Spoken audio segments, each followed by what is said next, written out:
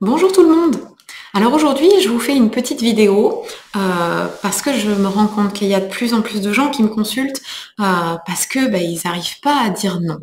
C'est parfois difficile de s'affirmer dans le milieu professionnel ou même avec les amis, hein, des fois de refuser les services qu'on demande ou alors les invitations. Euh, Parfois, ça peut être n'importe quoi, hein. La compagne qui demande quelque chose, on dit toujours oui et pour finir, on finit super super énervé. Alors que finalement, c'est nous qui avons dit oui. Et quand, en fait, on s'imagine qu'on dit non, on culpabilise à mort, on n'est pas bien, donc on se dit, autant dire oui, parce que de toute manière, quand je dis non, ça ne va pas. Donc, quand on refuse en fait quelque chose à quelqu'un et que c'est vraiment quelque chose qu'on n'a pas envie de faire, finalement, on se respecte. Et pourquoi c'est difficile?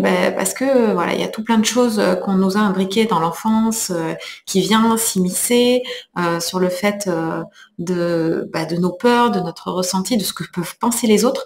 La première raison pour laquelle on n'arrive pas à dire non, c'est qu'est-ce qu'il va penser de moi si jamais je dis non? Il va penser que je suis pas un bon pote, je suis pas une bonne copine, je suis pas quelqu'un sur qui on peut compter. On a extrêmement peur de décevoir.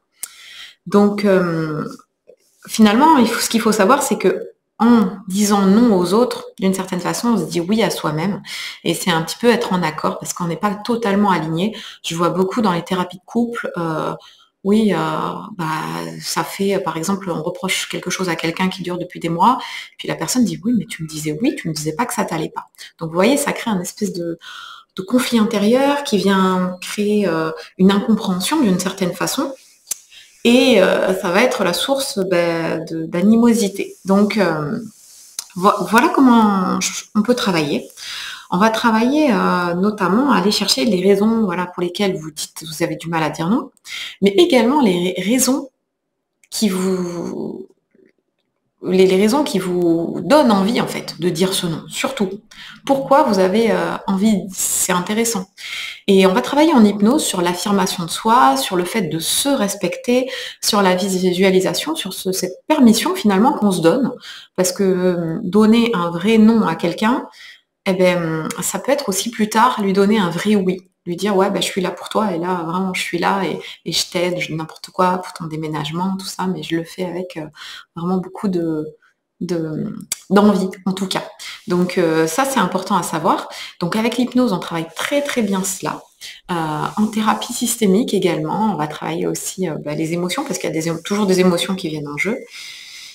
Et ce qu'il faut savoir, c'est qu'on peut aussi trouver d'autres solutions. Quand on a envie de dire non et que c'est compliqué, on peut peut-être dire un non, mais sans laisser la personne dans un vide total en disant non, tu te débrouilles. Vous voyez, souvent on a l'impression que c'est ça. Quand on dit non, c'est non et débrouille-toi. Et il y a vraiment des demi-mesures. On peut dire à la personne, vraiment, ce moment-là, je peux pas, ou voilà, j'avais prévu de faire quelque chose. En revanche, si tu veux, je sais pas, hein, je t'aide à trouver quelqu'un, ou voilà. Enfin, ça peut être des solutions qui font que c'est pas un non global. Écoutez, je vous souhaite une excellente journée. Au revoir.